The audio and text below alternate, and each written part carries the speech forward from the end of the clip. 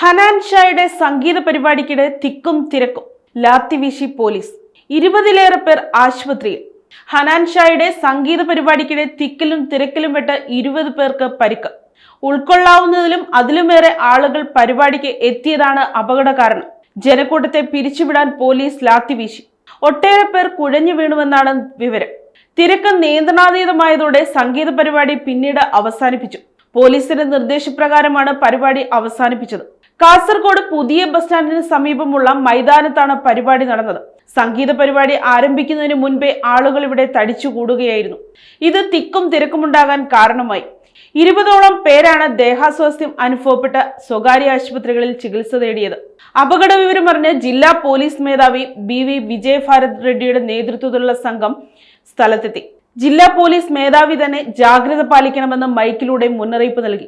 ഇതിനിടെ പരിപാടി കാണാനായി എത്തിയവരെ പാതയോരത്ത് വെച്ച് പോലീസ് ലാത്തി വീശി വിരട്ടിയോടിച്ചു. ചിലർ കുറ്റിക്കാട്ടിലെ കുഴിയിൽ വീണു. അപകടത്തിൽപ്പെട്ടവരുടെ നില ഗുരുതരമല്ലെന്നും സ്ഥിതിഗതികൾ നിയന്ത്രണ വിധേയമാണെന്നും പോലീസ് പറഞ്ഞു. News desk Kottarakkara media.